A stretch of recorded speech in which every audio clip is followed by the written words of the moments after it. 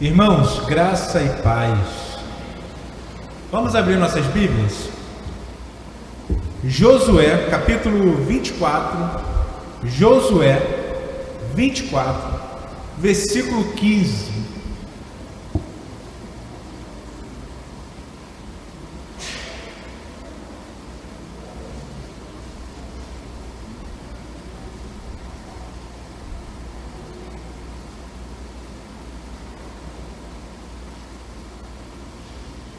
Josué 24, 15. Eu e a minha casa serviremos ao Senhor. Eu e a minha casa serviremos ao Senhor. Queridos irmãos, a família é um projeto de Deus. A família é um projeto do Senhor. E talvez a maior de todas as dádivas que o Senhor nos concede nessa vida é podermos juntos com a nossa família cultuarmos ao Senhor, adorarmos ao Senhor, servirmos ao Senhor. Nem todos têm esse benefício. Muitos lutam em oração, em persistência, para que seu filho, seu marido, seu pai, sua mãe se convertam e caminhem junto no Senhor. Eu quero te dizer uma coisa: continue insistindo, continue se esforçando, continue orando. Tem uma história. Quem conta muito essas histórias é o reverendo Augusto Nicodemos.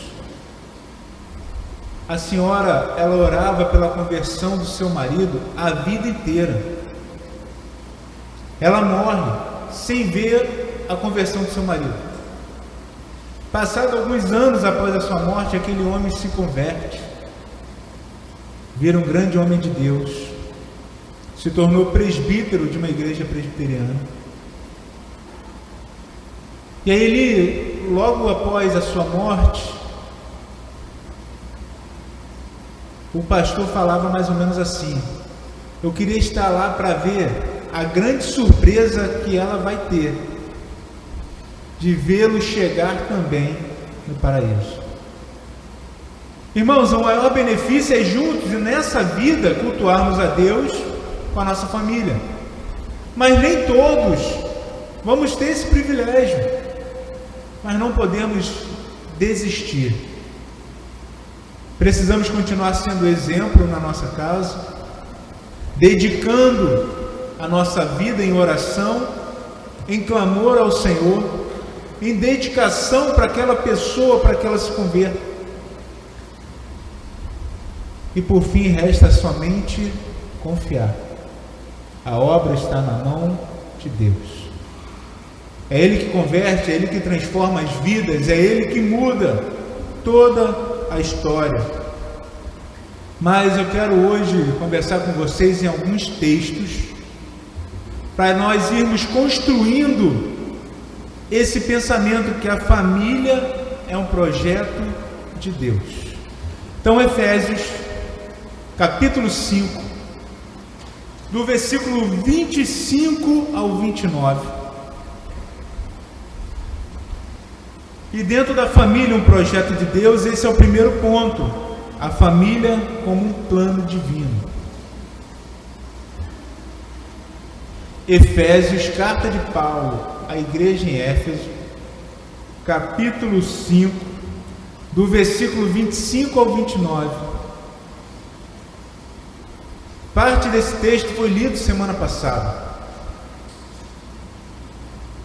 O texto diz assim: maridos, amai vossa mulher, como também Cristo amou a igreja e a si mesmo se entregou por ela, para que a santificasse, tendo-a purificado por meio da lavagem de água pela palavra, para apresentar a si mesmo igreja gloriosa, sem mácula, nem ruga, nem coisa semelhante, porém santa e sem defeito. Assim também os maridos devem amar a sua mulher como ao próprio corpo.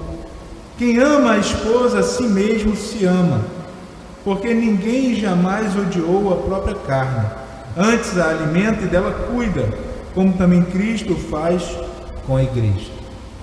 Antes está falando da mulher, mas eu quero pegar só a parte do homem. Homem, a sua função é amar a sua esposa. Se você voltar um pouco no texto, você vai ver que a obrigação da mulher é honrar, é respeitar o marido.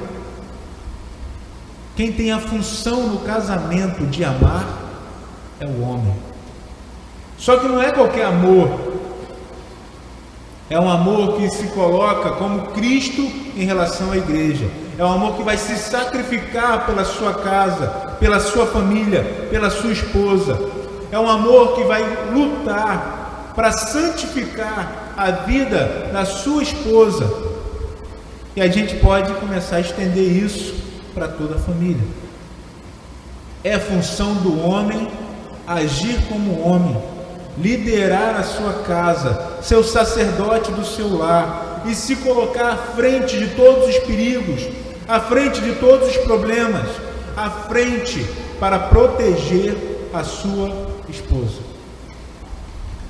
No hino 144 do nosso cenário, ele começa mais ou menos assim: que segurança tenho em Jesus. Já pensou, mulheres, se todas vocês pudessem falar assim: que segurança eu tenho no marido que Deus me deu? Ele me tranquiliza, com ele eu sei que eu estou protegida, eu sei que ele luta para santificar essa casa, ele ora, ele ensina, ele reúne a família. A mesma segurança que a igreja tem com o seu Senhor, as esposas deveriam ter com os seus maridos. Não é uma tarefa fácil, mas é a nossa responsabilidade como homens. Mas eu quero estender um pouco mais isso. Queridos irmãos, nós estamos aqui reunidos como a família da fé.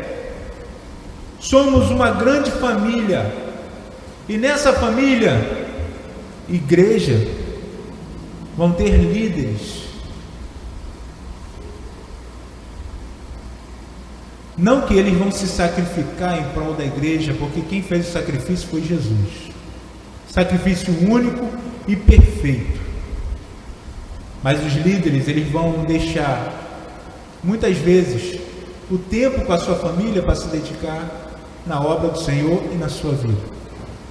Muitas vezes, eles vão ter que abrir mão de certas seguranças que eles encontrariam sem ser líderes. Mas eu quero falar um pouco mais além com vocês. Se cada um de nós agirmos como parte integrante dessa família, desse corpo, Jesus está santificando esse corpo. Então Jesus está santificando a sua vida. Qual seria a nossa função como líderes na igreja? Pessoas, agora eu vou tirar o termo líder, porque muitas vezes coloca líder aquele que tem algum cargo. Não é isso que eu estou falando. Líderes são aqueles que já são maduros na fé, ao ponto de ser exemplos dentro da comunidade, exemplos dentro da sua casa, exemplos para que todos possam seguir a Cristo. Você é maduro.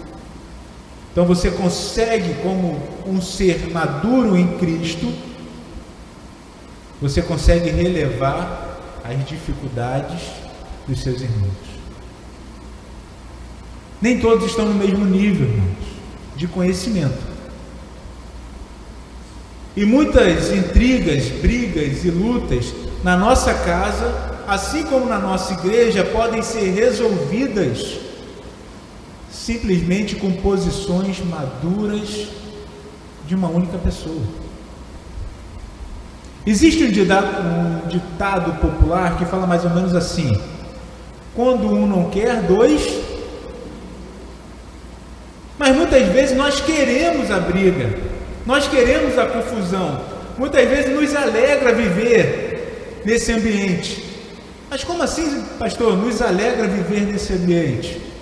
Porque tem pessoas que vão lutando, vão brigando, vão querendo continuar nas intrigas. Provérbios fala da mulher rixosa, a mulher que vive em contendas. Tem pessoas que gostam de viver em contendas. Uma coisa eu tenho aprendido, irmãos: muitas vezes é melhor você ter paz, muitas vezes é melhor você ter felicidade do que ter razão. E muitas vezes a gente briga, a gente ofende, a gente entra em intrigas, simplesmente querendo lutar para quem tem mais razão do que o outro.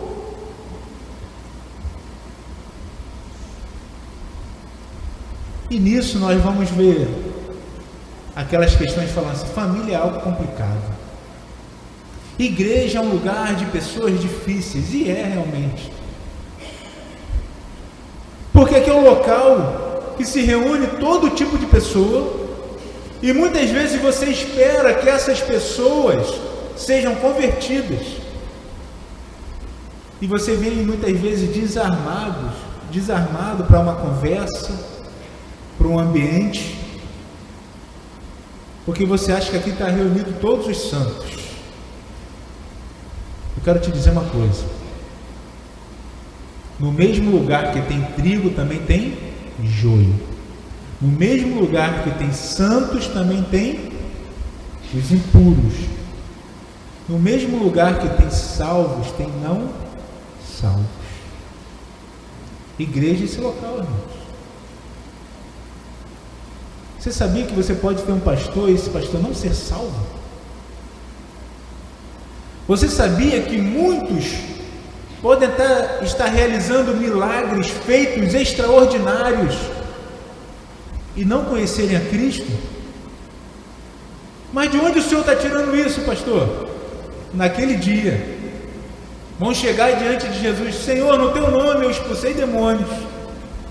E a gente pode começar a aumentar a lista: no teu nome eu fiz milagres, no teu nome eu preguei, eu falei, pessoas se converteram, no teu nome. Jesus fala o quê? Afasta-te de mim, maldito, porque eu não te conheço. Essa questão é séria, irmãos.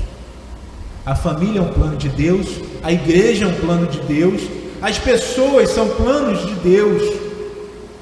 A instituição família foi criada por Ele. Ele que dá a ordem que o homem vai deixar pai e mãe, vai se juntar à sua mulher, e os dois vão ser uma só carne. Deus deu a ordem.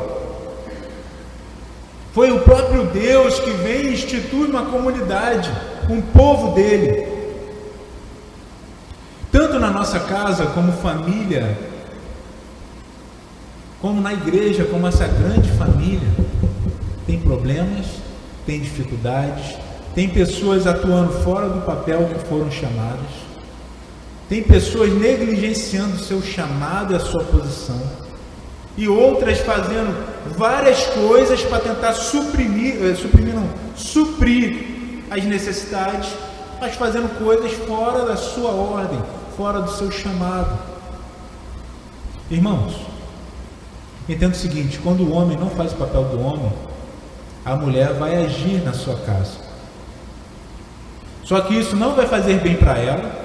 Essa mulher provavelmente vai ficar extremamente estressada, vai ficar passando por várias dificuldades, muitas vezes psicológicas, porque o homem não toma a postura de homem.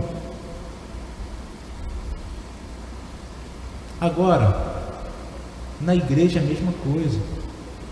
Qual o chamado que Deus te deu? Todos nós, irmãos, todos nós que falamos que somos crentes, que afirmamos aos quatro ventos que somos salvos, todos nós, se você é salvo, você tem um ministério. Se você é salvo, o Espírito Santo te capacita para fazer parte desse corpo, atuando com alguma função específica. E se você não está fazendo, esse corpo não está saudável. Se você não está fazendo, você não está experimentando o melhor de Deus, como normalmente costumamos cantar, mas também não está permitindo que outros experimentem. E quantas pessoas vão fazer inúmeras coisas dentro da igreja, a maioria dessas coisas fora do seu chamado, e assim como acontece na nossa casa, acontece na nossa igreja. Enquanto na casa, quando o homem não tem papel de homem, ou a mulher não tem o papel de mulher, e um fica trocando de papel com o outro, isso causa confusão, traz problemas, discussões. A mesma coisa na igreja. Quando tem uma pessoa fazendo várias coisas, as coisas não vão ser bem feitas, não vão ser bem planejadas, vai causar estresse, confusão, brigas e intrigas, porque estamos atuando fora da área que o Senhor nos chamou. Tanto lá, como é o nosso primeiro exemplo, que a mulher está tomando a função do marido porque ele está sendo negligente, também na igreja. Muitos estão fazendo vários papéis porque outros estão sendo negligentes. Mas tanto um quanto o outro traz problemas. Não é o plano original de Deus.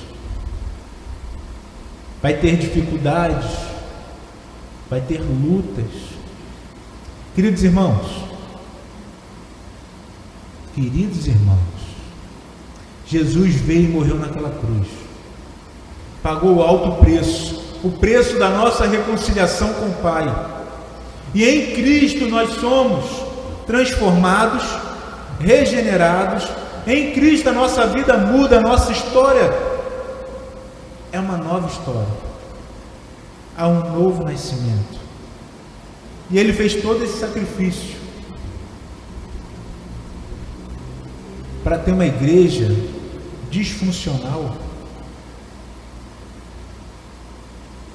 Ele veio para criar uma instituição que vive em contendas, em brigas, em desarranjos. E esse mesmo Deus foi aquele que constituiu a família, para ser uma família que só vive em briga. E eu quero que você entenda que muitas pessoas, o único momento de paz que ela tem, às vezes, é esse momento de culto. O único abraço que ela vai receber é o abraço que ela recebeu aqui. A única palavra de amor, de carinho, de incentivo, e ela vai chegar na sua casa, é só confusão, lutas e mais lutas, e não consegue desfrutar do amor que Deus tem por ela. Foi essa família que Deus instituiu? Foi essa igreja que Jesus veio morrer e também ressuscitou? E se começamos a olhar para isso, entendemos o seguinte: irmãos, se somos uma família, vai ter desentendimento, vai ter pensamentos contrários, mas somos uma família, resolvemos juntos. E na nossa casa, no nosso lar, Deus é poderoso, Ele é magnífico.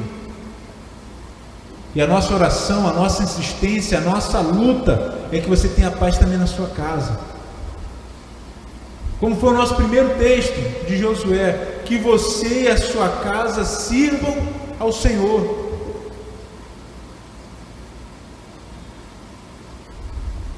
Mas como servir a Deus quando o ambiente não é favorável? Como servir a Deus quando o nosso coração está preocupado com o nosso esposo, esposa, filhos que estão perdidos nesse mundo?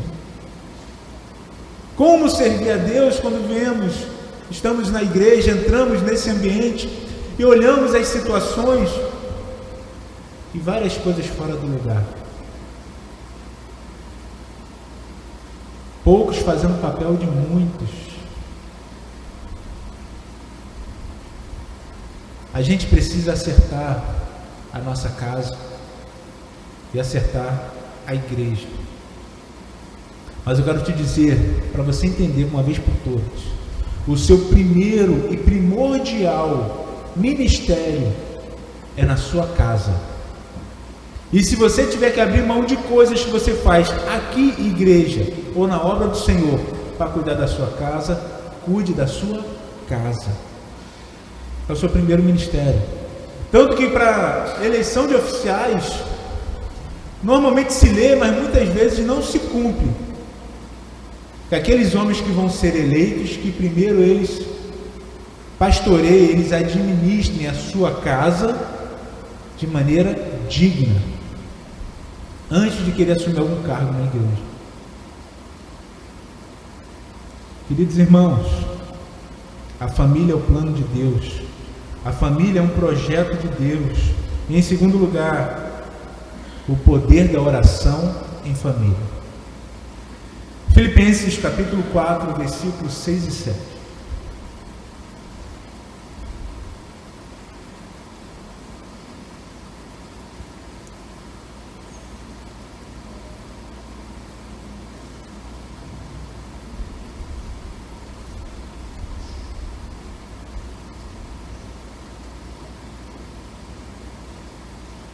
Filipenses 4, 6 e 7.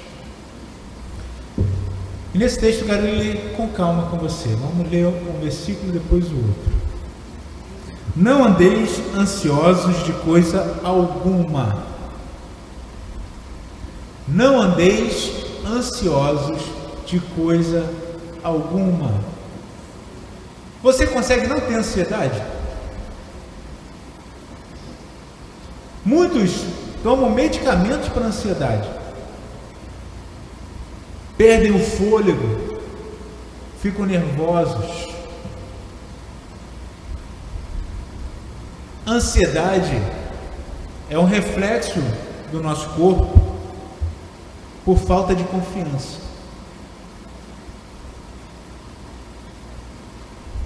Aonde está a tua confiança? A sua confiança normalmente está em você mesmo, na sua capacidade intelectual, financeira, força, física, vigor. E aí quando você olha para os problemas que estão por vir, e você começa a projetar as dificuldades, você começa a analisar que você não tem essa força para vencer. E você começa a ficar ansioso. Ansiedade, irmãos. Você quer combater a ansiedade? Confia no Senhor. Mas pastor, é muito difícil. Eu sei que é. A ansiedade é um pecado que reflete no problema físico, mental, podemos dizer então que é fisiológico, que é combatido com remédios. Olha isso, irmãos, um pecado que você controla à base de medicamento. Eu quero te dar uma solução. Não é para você parar de tomar remédio caso você tome em relação a isso. Eu quero que você experimente algo novo, talvez. Confia no Senhor. Como assim confia no Senhor? Tem um problema chegando, tem como resolver? Ele ainda não chegou. Tem o que fazer para ele não chegar? Normalmente não. Ele vai vir. Deixa vir, irmãos. Cada dia nós vivemos com esperança no Senhor. É um dia de cada vez. Amanhã você está tão preocupado. Quem te diz que você chega na tua casa hoje? Quem garante que você tem vida até o problema que você tanto tem medo chegue? E como que você combate a ansiedade? É confiando no Senhor. E como que você demonstra confiança no Senhor? Em oração. É na oração que você vai derreter o teu coração diante de Deus. É na oração que muitas vezes você vai pedir tudo aquilo que está afligindo a tua alma. Você ora? Oração não são palavras bonitas. Oração não é fechar o olho, não é ficar de joelhos ou de pé. não é levantar as mãos. Oração é falar com o Deus vivo, o Deus que te chamou, o Deus que te comprou, o Deus que enviou o seu Filho para morrer no teu lugar, o Deus que amou o mundo de tal maneira. É simplesmente você parar e falar com o Todo-Poderoso. Se agora você colocar Deus na posição que Ele tem, Ele é o regente de todo o universo, de todas as coisas que você vê e que não vê. Ele é aquele que quando fala todos tremem, joelhos se dobram, os anjos não ficam na sua presença sem se tamparem. E esse Deus gigante, forte, poderoso, é o Deus que se permite ser encontrado por você. É o Deus que permite que você venha e fale com Ele. E Ele te dá o abrigo, Ele é o socorro bem presente, Ele consola o teu coração, Ele renova a tua mente, Ele vai transformando a tua família, vai transformando os comportamentos, vai restaurando a igreja. Ele converte o coração do pai ao filho, do filho ao pai. Ele transforma todas as estruturas que conhecemos. Eu quero te dizer, você tem orado? Te perguntar isso, você tem orado? Foi lido em você falar com Deus no secreto do seu quarto, com as portas trancadas? Eu quero te dizer, você tem orado? Porta trancada ou aberta, em pé, sentado, de joelhos, você tem orado no ônibus, na casa, diante da dificuldade, dos problemas, diante dos momentos felizes e tristes, você tem orado? A oração, irmãos, ela tem um papel fundamental na família. Continuando o texto de Filipenses: em tudo, porém, sejam conhecidos diante de Deus as vossas petições, pela oração e pela súplica. Eu sou favorável a você orar a Deus somente para agradecer, de você orar a Deus somente para conversar com Ele. Irmãos, é maravilhoso. Se você nunca experimentou, para uma vez, começa a falar com Deus, conta como foi seu dia para Ele. Mas Ele sabe, eu sei que Ele sabe, mas agora você realmente tem a certeza que Ele sabe. Senhor, eu fiz isso, isso e isso. Pai, nesse momento aqui eu fui fraco, eu não tive força. Nesse outro eu consegui enxergar sua mão me protegendo, me livrando. E vai conversando. Tem hora que no meio dessa conversa você não tem nem mais palavras. Alguns sentimentos começam a vir, coisas que estavam enraizadas em você, incrustado, começa a sair. Tem hora que só o choro.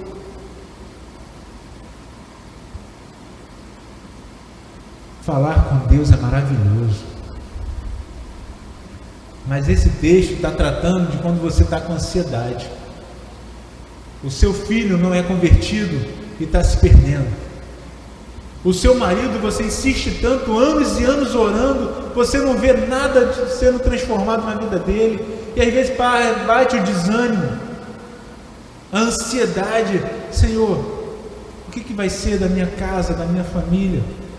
Senhor, o meu filho, a minha filha, a minha esposa, o meu marido. Esses sentimentos vêm, irmãos. E se você realmente é de carne e osso, você se preocupa com quem você ama. E o texto fala que seja conhecida diante de Deus as suas petições, os seus pedidos, através da oração e da súplica. Se derrama aos pés dele, clama, suplica: Senhor, olha a minha causa, Senhor, olha a minha família. Não desista. não desista da família. Eu quero estender um pouco mais. Não desista de ninguém, de nenhuma pessoa. Mesmo quando você acha que não tem mais jeito, não desista. Continua orando. Continua levando uma palavra de ânimo, de amor. E muitas vezes não desistir é deixar que ela quebre um pouco a sua cara. Deixa algumas coisas de errado na vida dela, mas você está lá junto ainda. Não é você proteger ao ponto de livrar de todo o mal. É muitas vezes você deixar a pessoa colher o que plantou, mas não deixá-la sozinha. Como assim? Tem pessoas que só aprendem quando erram. Tem pessoas que erram e continuam errando, não aprendem. Tem outras que aprendem pelo erro e acerto dos outros. E muitas vezes você fica livrando. Eu quero dar um exemplo prático para vocês. Você tem uma mãe, um pai, um irmão, uma irmã que é descontrolado com o dinheiro. Talvez você tenha um amigo, alguém que você conheça é assim. E você ajuda, você insiste em ajudar. Muitas vezes você contrai dívidas para ajudar essas pessoas. E no dia, depois de muitas vezes que você ajudou, e você agora dá um basta, agora eu não ajudo mais. Essa pessoa continua sendo grata a você? Ela vai mostrar ingratidão, ela vai falar mal de você. Se for da tua família, ela vai falar mal de você para o restante da família inteira. Esse é um exemplo prático. Tem coisas que as pessoas precisam aprender. Então elas vão ter que aprender muitas vezes errando, quebrando a cara. Você vai estar lá para dar o suporte, orar com ela e não livrar de todo o mal. Quem tem a função de livrar do mal é Deus. Mais uma vez, quem tem função de livrar do mal é... Tanto que a gente ora: Senhor, nos livre do mal. A sua função é ajudar quando a pessoa está sendo provada, está sendo testada. Então eu não quero que você desista de nenhuma pessoa. E às vezes, agora indo para o âmbito igreja, muitas vezes em nós dá alguns alívios. Graças a Deus essa pessoa foi embora da igreja. Não deveria ser esse sentimento. Ou essa pessoa era problemática, tudo questionava, tudo brigava. Irmãos, nós somos problemáticos. E talvez se você tivesse que conviver com você mesmo, outra pessoa igualzinha a você não suportaria. Somos chatos, somos brigões, arrogantes, orgulhosos. O sentimento em nós deveria ser assim: que pena que não podemos, não conseguimos, que pena que nós não fomos à igreja que abraçou, que sustentou aquela pessoa.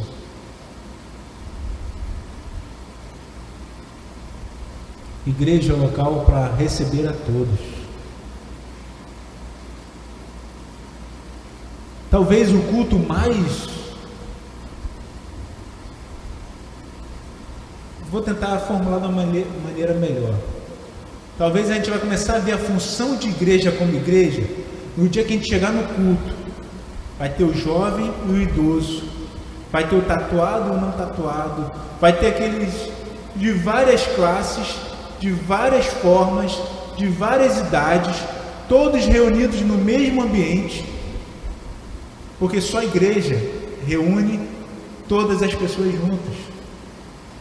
Pessoas que no dia a dia talvez nunca convivessem no mesmo lugar. Aí você vai dizer assim: a palavra de Deus está sendo pregada não para um grupo. A palavra de Deus não está sendo pregada só para uma faixa etária, só para uma forma de pessoa, mas para todos. E quem convence do pecado, da justiça e do juízo? É o Espírito Santo. Então quem vai converter é Deus. Mas se estivermos fazendo a nossa função como igreja, todos vão entrar. E alguns vão se converter. E a gente vai continuar orando para que sejam todos. Agora na tua casa, você tem Deus? O Espírito Santo habita em você? Leve a paz que Ele traz para dentro do seu lar. Seja exemplo de homem, de mulher, de crente na sua casa. Mas eu já falei com meu filho, já falei com meu esposo, com a minha esposa, não se converte. Eles não querem nada com Deus. Pelo contrário, muitas vezes tentam me limitar, me privar de adorar a Deus junto com os irmãos, tipo a igreja. Continue fiel a Deus. Se você é um homem, continue amando a sua esposa. Se você é mulher, continue honrando ao seu marido, mesmo não sendo convertidos. E para você que é solteiro, eu te dou logo a maior dica de todas. A maior escolha que você vai fazer nessa vida, tirando a de querer trabalhar na obra de Deus, de servir ao Senhor, é com quem você vai casar. Porque é uma escolha até que a morte o separe. Se você escolher mal, você vai sofrer até a sua morte ou a morte da pessoa. É difícil, irmãos. É muito difícil. Eu tenho ovelhas que muitas vezes não vão para a igreja porque o marido não deixa. O marido briga quando vai para a igreja. E lá na Pavuna é culto quarta de noite e domingo de manhã. Não tem outro culto. A partir desse mês vai voltar o culto à noite no último domingo. Aí cada último domingo do mês vai voltar a ter culto à noite, porque é um bairro difícil. A gente está tentando recuperar o culto do período da noite. Mas irmãos, imagina você chegar na tua casa, entregar o seu melhor, e na hora de ir para a igreja, o seu marido ou a sua esposa tenta te impedir de cultuar a Deus. E às vezes a gente não sabe o que está passando de dor no coração de certas pessoas. Agora eu quero colocá-lo novamente no ambiente de igreja. Imagina você quer vir louvar a Deus, cultuar a Deus, servir a Deus, e tem alguém que está te impedindo, dentro da igreja. Como isso é triste. A igreja não é minha como pastor. A igreja também não é sua. Agora, sim, coletiva, a igreja é nossa. É nossa. Mas você tem que botar no individual. Cabe a você. Eu quero te falar algo incrível que talvez você nunca percebeu. Qual é a única pessoa que você tem certeza que é salvo na igreja? Você. Porque o Espírito de Deus testemunha ao teu espírito que você é salvo. Então você só tem uma certeza aqui nesse ambiente: eu sou salvo. Então quem tem que ter comportamento de salvo? Sou eu ou é o outro? Quem tem que ter comportamento de salvo? Quem tem que ter comportamento de crente? Quem tem que ter comportamento de filho de Deus? Todo o restante pode estar errado, mas você não. Mas o pastor fez isso. Você não tem garantia que o pastor é salvo. Você tem garantia que você é salvo. Você fala que é salvo. Então quem tem que se comportar como salvo? É você. Para de esperar o outro. Para de esperar ou se constranger quando você vê pessoas fazendo coisas erradas, porque todos nós erramos. Começa a olhar assim: eu sou crente. Eu vou permanecer fiel. Eu vou lutar, eu vou insistir. Eu vou dar palavra de ânimo e de amor. Eu sou salvo. A gente espera que tenha mais do que um. A gente espera que tenha mais salvos do que você. Mas, mais uma vez, você só tem garantia que você é salvo. Se você não tem essa garantia, então é porque o Espírito de Deus ainda não falou contigo. Se você tem dúvidas sobre a sua salvação, é porque está faltando algo essencial. Eu só tenho certeza que sou salvo quando vem essa convicção dos céus. Eu não sou salvo por ser bonito, por ter anos de igreja, por ter cargos, títulos, ter lido a Bíblia 1000 vezes. Eu sou salvo quando o sangue de Jesus está na minha vida. E quando isso acontece, você é o único salvo na tua casa. Então quem tem que se comportar como salvo é você no seu lar. Mesmo quando tudo vem contrário, mesmo quando o inimigo tenta reinar. Mas quem reina na sua vida é Deus. Não deixe outro tentar tomar o lugar de Deus na sua vida. Não deixe os problemas reinarem no teu coração. Quem reina no seu coração é Deus. Para encerrar, meus irmãos, Colossenses 3,13.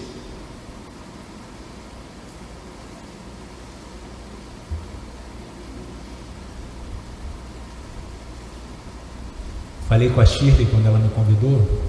Shirley, vai apontando aí que o pastor gosta de falar muito. Colossenses 3,13. E muitas vezes, irmãos, eu sou causador de frustração em alguns irmãos. Alguns irmãos me pedem o meu esboço. Aí quando ele para ver, aqui não tem escrito quase nada do que eu falo. Eu tenho escrito mais agora, porque alguns pedem. Antigamente eu trazia os textos bíblicos. Vai ser só um norteador. Colossenses 3,13. Suportai-vos uns aos outros. Vou ler novamente essa parte. Suportai-vos uns aos outros. Perdoai-vos mutuamente. Caso alguém tenha motivo de queixa contra outrem, assim como o Senhor vos perdoou, assim também perdoai vós.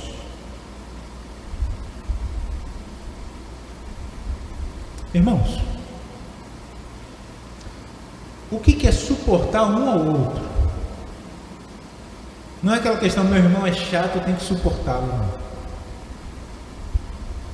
Suportar é você ser a base para que o outro venha subir e se apoiar. E de preferência que ele comece daqui para cima. Se você entender cristianismo, você vem subindo. E você vai pegando outras pessoas para que elas possam subir além do que você vai. E você vai dar o suporte para elas. E muitas vezes essa pessoa está quebrada. Muitas vezes essa pessoa está passando por todas as dificuldades que a gente vem mencionando aqui. E você vai dar o apoio espiritual, emocional, você vai ser o amigo, você vai ser o abraço que ela vai receber, você vai ser a palavra de amor, de encorajamento, você vai fazer a diferença na vida dessa pessoa. Mas pastor, eu que estou precisando. Cristianismo é mesmo chorando, dando palavra de amor e de alegria. Cristianismo muitas vezes é você estar agoniado, angustiado, mas passando conforto para o outro. Todos nós temos condições de suportar ao outro. E aí, interessante desse texto que coloca o suportar com perdoar. Você vai ter que perdoar, irmão.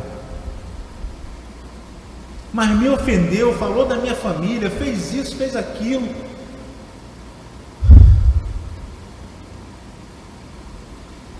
Você quer o perdão de Deus? Então perdoe. A oração que o Senhor nos ensinou, uma parte dela, eu acredito que todos nós, pelo menos uma vez na vida, Já fizemos essa oração? Senhor, você fala assim para Deus: Senhor, me perdoa, assim como eu perdoo. Se você mudar um pouco, se ele, Senhor, me perdoa da maneira que eu perdoo, da forma que eu perdoo. Será que você está sendo perdoado?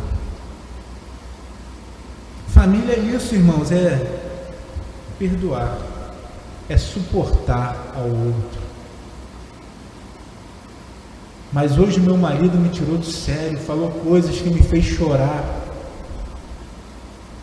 Quero te dizer uma coisa: o homem tem uma característica forte, pelo menos eu tenho, de irritar minha esposa. Tem coisas que eu faço que eu nem sabia, mas irrita ela. E outras vezes eu faço porque eu sei que irrita. Mas, queridos irmãos, você já parou para olhar, para pensar que a pessoa que está ao teu lado hoje teve um dia horrível? Que na sua casa foi talvez só decepção, choro, palavras de dor. E talvez você não consiga nem pensar porque a tua casa está bem estruturada hoje. E na tua casa você experimenta a paz, a alegria, o convívio harmonioso. Mas não é a realidade de todos. Não é. Mas mesmo assim, minha irmã, meu irmão, perdoe. Perdoe. Não guarde essa angústia no teu coração. Não leva para outro dia. Perdoa. Ora para que o Senhor transforme as vidas. Ora para que o Senhor comece a mudar as palavras de ódio, de dor, em palavras de amor. Que mulheres, vocês não serem amadas é a coisa mais triste que tem. Porque a função do seu marido é te amar. Homem, você não ser honrado na própria casa é desesperador. Porque você merece receber a honra da sua esposa e dos seus filhos. Mas os lares podem estar desestruturados, irmãos. Mas eu quero te dar um alívio. Com o Senhor, até os caminhos tortos se endireitam. Com um Deus vivo e poderoso que nós servimos, até o coração de pedra se quebra e vira um coração de carne. Até o vaso ruim que nós falamos que não quebra, o Senhor quebra e faz um novo melhor. Na mão do nosso Deus não tem pessoas que podem ficar perdidas para sempre. Na mão do nosso Senhor não há situações, não há hormônio, não há, irmãos, temperamentos que não possam ser moldados e transformados. E eu quero continuar orando para que você receba palavras de amor também na sua casa e na sua igreja.